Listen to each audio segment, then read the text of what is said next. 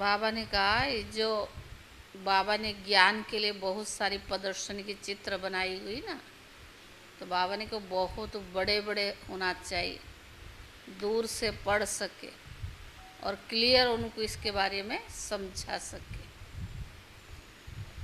सारे मीठे बच्चे ज्ञान का तीसरा नेत्र सदा खुला रहे तो खुशी में रोमांच खड़े हो जाएंगे, खुशी का पारा सदा चढ़ा रहेगा।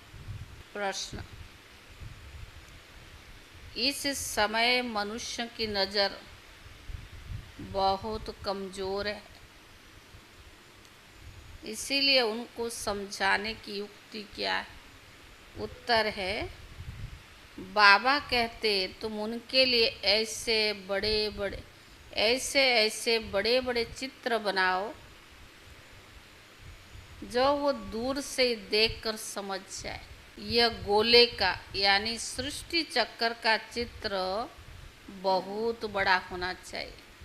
यह है अंधों के आगे आईना। दूसरा प्रश्न, सारी दुनिया को स्वच्छ बनाने में तुम्हारा मददगार कौन बनता है? जब विनाश होगा, कितने लोग मरेंगे, आपदाएं आएगी, लेकिन इनको सफाई कौन मददगार बनता है सफाई करने में? यह नेचुरल कैलमिटीज तुम्हारा मददगार बनता। इस बेहद की दुनिया की सफाई के लिए जरूर कोई मददगार चाहिए। ओम शांति।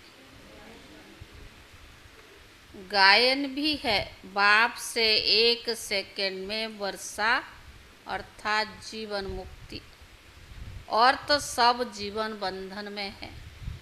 यह भी एक त्रिमूर्ति और गोले वाला चित्र है जो बस यही मुख्य है।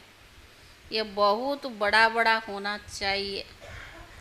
अंधों के लिए बड़ा आईना चाहिए, अंधों के लिए बड़ा आईना चाहिए जो अच्छी तरह से देख सके, क्योंकि अभी सबकी नज़र कमज़ोर है, बुद्धि कम है। बुद्धि कहा जाता है तीसरा नेत्र को।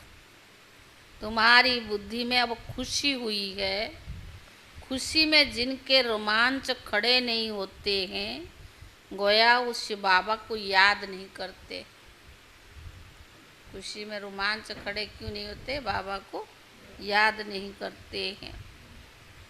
तो बाबा ने कहा, कहेंगे ज्ञान का तीसरा नेत्र थोड़ा खुला है, झुंझार है।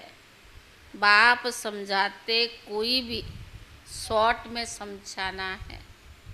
बड़े बड़े मेले आदि लगते हैं, बच्चे जानते हैं सर्विस करने के लिए वास्तव में एक चित्र ही बस। वो कौन सा? गोला का चित्र।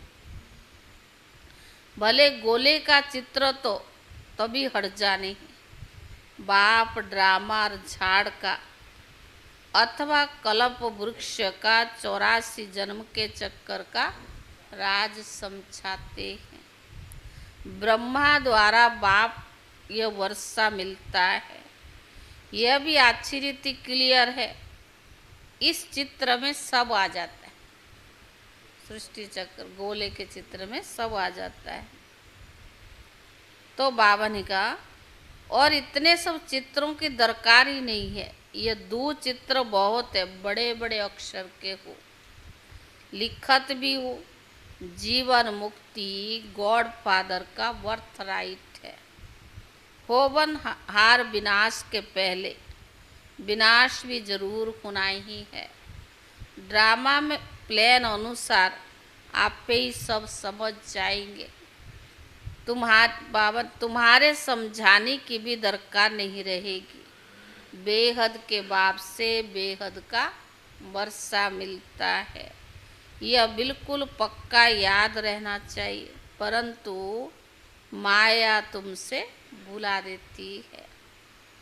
समय बीतता जाता है, गायन भी है ना, बहुत गई थोड़ी की भी थोड़ी रही। इसका अर्थ इस समय की है। बहुत गई थोड़ी की भी थोड़ी रही, इस समय की गायन है। बाकी थोड़ा समय ही तो रहा है, स्थापना तो हो ही रहा है। विनाश में थोड़ा समय है, थोड़े में भी थोड़ी रह जाएगी। विचार किया जाता है फिर क्या होगा। अभी तो जागते ही नहीं है, पीछे सब जागते जाएंगे। आंखें बड़ी होती जाएगी। ये आंखें नहीं, स्थूल आंखें नहीं, बुद्धि के आंखें। छोटे छोटे चित्र से इतना मजा नहीं आना है, बड़े बड़े बन जाएंगे। साइंस भी कितनी मदद देती है, विनाश में तत्व भी मदद करते हैं। बिगर कौड़ी खर्चा तुमको कितनी मदद देते हैं, तुम्हारे लिए बिल्कुल सफाई कर देते। यह बिल्कुल छीछी दुनिया है। अजमेर में स्वर्ग का यादगार है, यहाँ दिलवाड़ा मंदिर में स्थापना का यादगार है। परंतु कुछ समझ थोड़ी सकते हैं, अभी तुम समझदार बने हो। भले मनुष्य कहते हम नहीं जानते कि विनाश हो जाएगा, समझ में नहीं आता है। एक कहानी है ना, कौन सा, शेर आया, नहीं मानते थे। एक दिन आया, सब गाय खा गया। तुम भी कहते रहते हो पुरानी दुनिया गई की गई, बहुत गई, अब थोड़ी की थोड़ी रही। ये सारी नॉलेज तुम बच्चों की बुद्धि में रहनी चाहिए। आत्मा ही धारण करती है। बाप की भी आत्मा में ये ज्ञान है। वह जब शरीर धारण करते हैं तब ज्ञान देते हैं। जरूर उनमें नॉलेज है, तब तो नॉलेजफुल गॉड फादर कहा जाता है। वह सारी सृष्टि के आदि मध्य अंत को जानते हैं। अपने को तो जानते हैं ना, और सृष्टि चक्कर कैसे फिरता है वो भी नॉलेज है। इसीलिए अंग्रेजी में नॉलेजफुल अक्षर बहुत अच्छा है। मनुष्य सृष्टि रूपी झाड़ का बीज रूप है, तो उनको सारी नॉलेज है। तुम जानते हो नंबर बार पुरुषार्थ अनुसार। शिव बाबा तो है ही नॉलेजफुल। या अच्छी रीति बुद्धि में रहना चाहिए, ऐसे भी नहीं। बाबा तो सबको एक जैसा ज्ञान देता है ना, पर बाबा ने कहा ऐसे भी नहीं, बुद्धि में एक रस सबकी धारणा होती। भले लिखते भी परंतु धारणा कुछ भी नहीं, नाम मात्र लिखते हैं। बता सकते किसको भी नहीं, किसको भी नहीं सकेंगे, सिर्फ कागज को बताते हैं। कागज क्या करेगा, कागज से तो कोई समझेंगे नहीं ना, इस चित्र से बहुत अच्छा समझेंगे। बड़े बड़े नॉलेज है तो अक्षर भी बड़ी बड़ी होनी चाहिए। बड़े बड़े चित्र देखकर मनुष्य समझेंगे इनमें जरूर कोई सार है। छोटे छोटे में समझ में नहीं आता, क्योंकि बाबा ने कहा आजकल सबकी नज़र कमज़ोर है। स्थापना और विनाश भी लिखा हुआ है। राजधानी की स्थापना, यह है गॉड फादरली बर्थ राइट। हर एक बच्चे का हक है जीवन मुक्ति। तो बच्चों की बुद्धि चलनी चाहिए, क्योंकि सब जीवन बंधन में है। इन्हें जीवन बंधन से जीवन मुक्त में कैसे ले जाएं? पहले पहले शांति धाम जाएंगे, फिर सुख धाम आएंगे। सुख धाम को जीवन मुक्ति कहेंगे। यह चित्र खास बड़े बड़े बननी चाहिए। मुख्य चित्र है ना, बहुत बड़े बड़े अक्षर को तो मनुष्य कहेंगे बीके ने इतने बड़े चित्र बनाए। जरूर कुछ नॉलेज है, तो जहाँ तहाँ तुम्हारे भी बड़े बड़े चित्र लगे हुए हो तो पूछेंगे क्या है। आज बाबा ने सर्विस की, साकार मुरली है ना, सर्विस के वृद्धि के लिए बाबा तरह तरह की प्लानिंग बनाते थे। बोलो इतने बड़े बड़े चित्र तुम्हारे समझने के लिए बनाए हैं।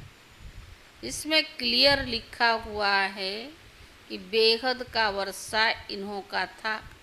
कल की तो बात है, आज वो है नहीं, क्योंकि 84 पुनर्जन्म लेते नीचे नीचे आ गए हैं।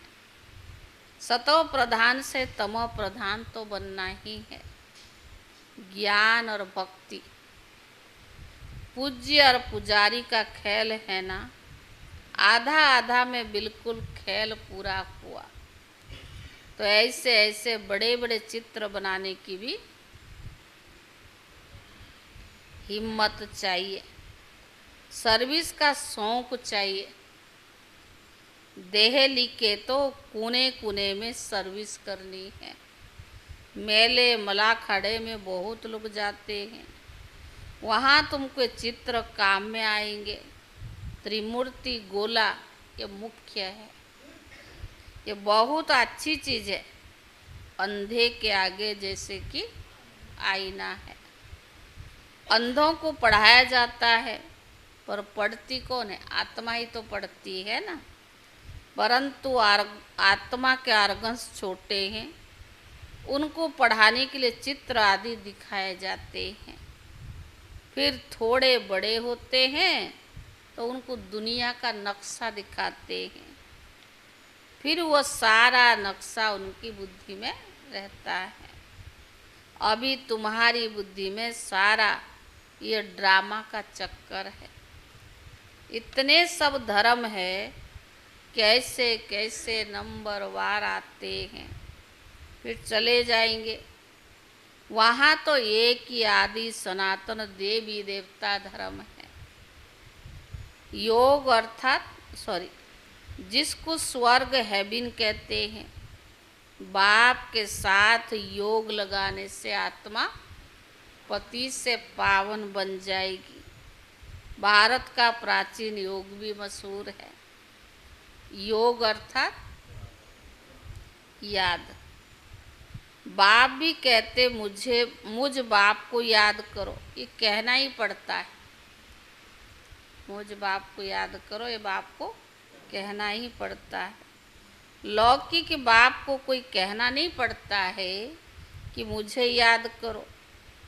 बच्चे ऑटोमेटिकली बाबा मम्मा कहते रहते हैं। वह है लौकिक माता पिता, यह है पारलौकिक, जिसका गायन है ना, तुम्हारी कृपा से सुख घनेरे। जिसको दुख है वही गाते हैं। सुख में तो कहने की दरकार नहीं रहती, दुख में तो सब तब पुकारते हैं। अभी तुम समझ गए हो माता पिता है। बाप कहते हैं ना, दिन प्रतिदिन तुमको गुह्य गुह्य बातें सुनाता हूँ।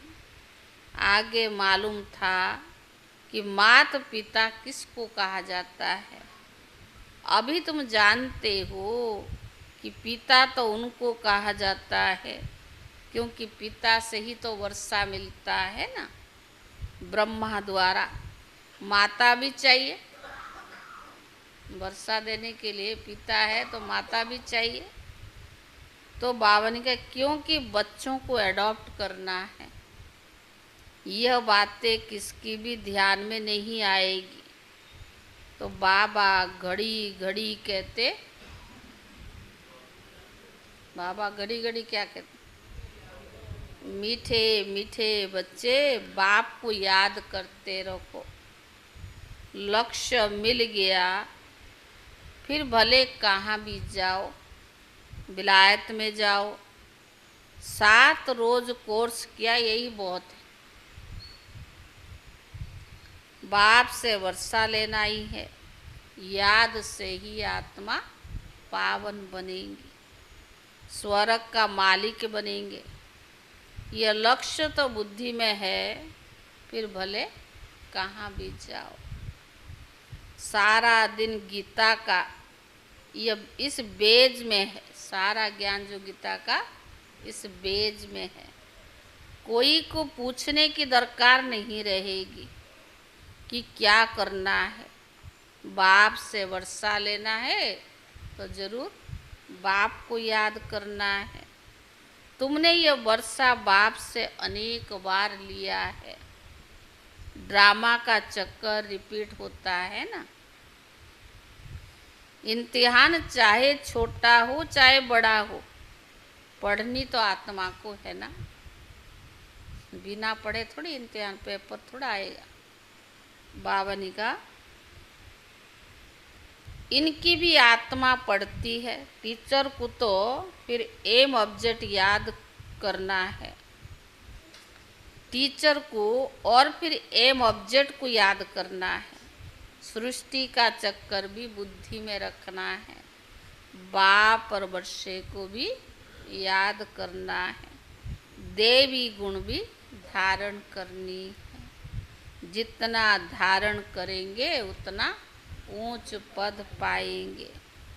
अच्छी रीति याद करते रहते हैं, फिर यहाँ आने की भी क्या दरकार है, परंतु फिर भी आते हैं। ऐसा ऊंच बाप जिससे इतना बेहद का वर्षा मिलता है, उनसे मिलकर तो आवे, फिर भी मधुबन जाते हैं ना बाबा से मिल। मंत्र लेकर सब आते हैं, तुमको बहुत भारी मंत्र मिलता है।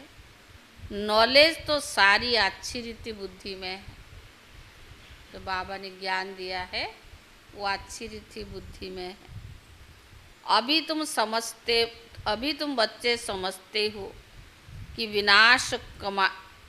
विनाशी कमाई के पीछे टाइम वेस्ट ज़्यादा नहीं करना है। बाबा ने कहा तुम बच्चे जानते हो विनाशी कमाई के पीछे ज़्यादा टाइम वेस्ट नहीं करना है। वह तो सब मिट्टी में मिल जाएगा। बाबा को कुछ भी चाहिए क्या? कुछ भी नहीं। कुछ भी खर्चा आदि करते हो सो अपने लिए करते हो। इसमें तो पाई का भी खर्चा नहीं है। कोई गोले व टैंक आदि तो खरीद नहीं करते लड़ाई के लिए। कुछ भी नहीं। विनाश होगा, लड़ाई होगी, तो बाबा ने कहा आप कोई गोले आदि थोड़ी खरीद करते हो। तुम लड़ते हुए भी सारी दुनिया से गुप्त हो। किससे लड़ते? विकारों से। तुम्हारी लड़ाई देखो कैसी है। इसको कहा जाता है योग बल। सारी गुप्त है। इसमें कोई को मारने की भी दरकार नहीं। तुमको तो सिर्फ बाप को ही याद करना है। इस सब का मौत ड्रामा में नोंधा हुआ है। हर 5000 वर्ष के बाद तुम योग बल जमा करने के लिए पढ़ाई भी पढ़ते हो। पढ़ाई पूरी हुई, फिर प्रारब्ध चाहिए नई दुनिया के लिए। पुरानी दुनिया के लिए ये नेचुरल कैलमिटीज है। गायन भी है ना, अपने कुल का विनाश कैसे करते हैं। कितना बड़ा कुल है। सारा यूरोप आ जाता है। ये भारत तो अलग कोने में है। बाकी सब खलास हो जाना है और योग बल से तुम सारे विश्व पर विजय पाते हो। पवित्र भी बनना है इन लक्ष्मी नारायण जैसा। वहाँ क्रिमिनल आई है नहीं। कहाँ? सतयुग में क्रिमिनल आई नहीं। आगे चलकर तुम सबको साक्षात्कार होंगे। अपने देश के नज़दीक आने से फिर वो झाड़ आदि भी दिखाई पड़ेगा। कौन सा देश? स्वर्ग में जाएंगे ना, जो सतयुग आएगा पहले सब नज़ारा दिखाई पड़ेगा। तो बाबा ने कहा तो खुशी होती है ना कि अब आकर पहुँचे हैं अपने घर के नज़दीक। तुम भी घर चल पड़े हो, फिर अपने सुख धाम में आएंगे। हाँ, बाकी थोड़ा समय,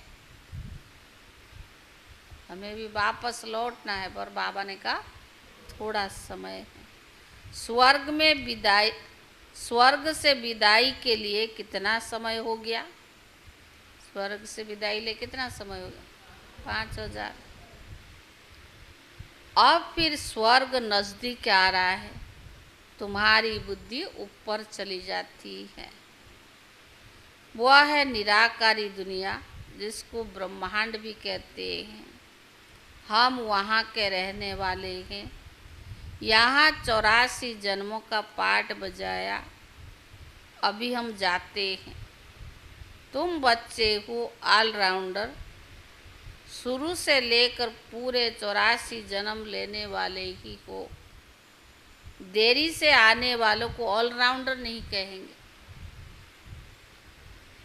बाबा ने समझाया है मैक्सिमम और मिनिमम कितने जन्म लेते। मैक्सिमम 84 जन्म और मिनिमम 1-2 जन्म। 1 जन्म तक भी है, पिछाड़ी में सब चले जाएंगे वापस घर। नाटक पूरा हुआ और खेल खलास। अब बाबा समझाते, बच्चे मुझे याद करो तो अंतमति स्वगति हो जाएगी। बाप के पास परम धाम में चले जाएंगे। उनको कहते मुक्ति धाम, शांति धाम और फिर है सुख धाम, और यह है दुख धाम।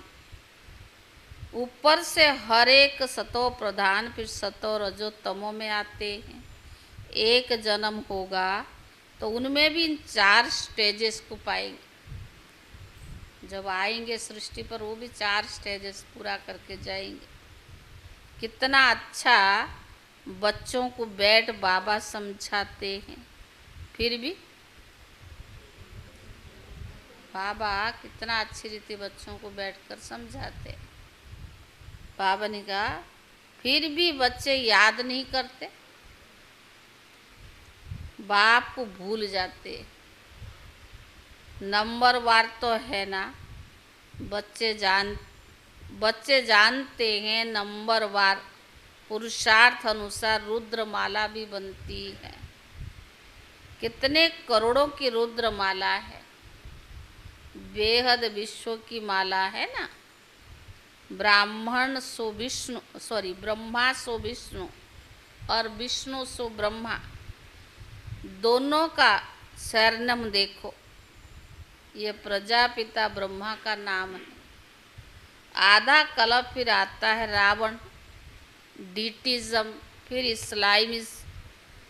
आदम और बीबी को भी याद करते हैं, पैराडाइज को भी याद करते हैं। भारत पैराडाइज स्वर्ग था, तो बच्चों को बहुत बहुत खुशी रहनी चाहिए। बेहद का बाप ऊंचते ऊंचा भगवान है। ऊंचते ऊंचा पढ़ाते हैं, ऊंचते ऊंचा पद भी मिलता है। सबसे ऊंचते ऊंचा टीचर कौन है? शिव बाबा, बाप है। वो टीचर भी है, फिर साथ ले जाएंगे गुरु भी है, सतगुरु।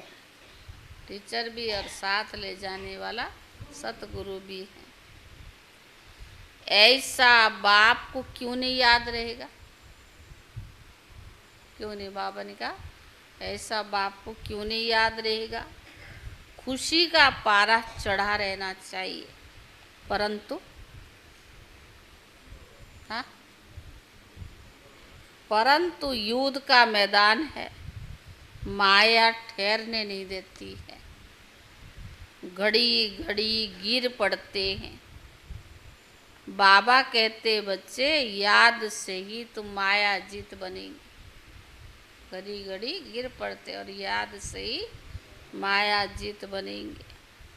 अच्छा मीठे मीठे सीखी ले दे बच्चों प्रति माता पिता बाप दादा का याद प्यार और गुड मॉर्निंग। रूहानी बाप की रूहानी बच्चों को नमस्ते। रूहानी बच्चों की तरफ से रूहानी बाप दादा को याद प्यार और नमस्ते नमस्ते। धारणा के लिए मुख्य सार। पहला है बाप जो सिखलाते उससे अमल में लाना है। सिर्फ कागज पर नोट नहीं करना है। विनाश के पहले जीवन बंधन से जीवन मुक्त पद प्राप्त करना है। दूसरा, अपना टाइम विनाशी कमाई के पीछे अधिक व्यस्त नहीं करना है, क्योंकि यह सब मिट्टी में मिल जाना है। इसीलिए बेहद के बाप से बेहद का वर्षा लेना है और देवी गुण भी धारण करने। वरदान, योग बल द्वारा माया की शक्ति पर जीत प्राप्त करने वाले सदा विजयी भव। ज्ञान बल और योग बल सबसे श्रेष्ठ बल। जैसे साइंस का बल अंधकार पर विजय प्राप्त कर रोशनी कर देता है, ऐसे योग बल सदा के लिए माया पर जीत प्राप्त कर विजयी बना देता है। योग बल इतना श्रेष्ठ बल है जो माया की शक्ति इसके आगे कुछ भी नहीं। योग बल वाली आत्माएं सपन में भी माया से हार नहीं खा सकती। सपन में भी कोई कमजोरी नहीं आ सकती। ऐसा विजय का तिलक अपने मस्तक पर लगा हुआ है। स्लोगन, नंबर 1 में आना है तो व्यर्थ को समर्थ में परिवर्तन कर दो। आज है सितंबर 7 तारीख। आज का व्यक्त इशारा है, कोई भी इच्छा अच्छा कर्म को समाप्त कर देती है, इसलिए इच्छा मात्रम अविद्या बनो। ऐसा ज्ञानी नहीं बनना कि ये मैंने किया तो मुझे मिलना ही चाहिए, मेरा कुछ इंसाफ या न्याय होना चाहिए। कभी भी इंसाफ मांगने वाले नहीं बनना। किसी भी प्रकार के मांगने वाला स्वयं को तृप्त आत्मा अनुभव नहीं करेगा। कोई स्थूल या सूक्ष्म कोई चीज़ मांगने वाला स्वयं को तृप्त आत्मा अनुभव नहीं करेगा। ओम शांति।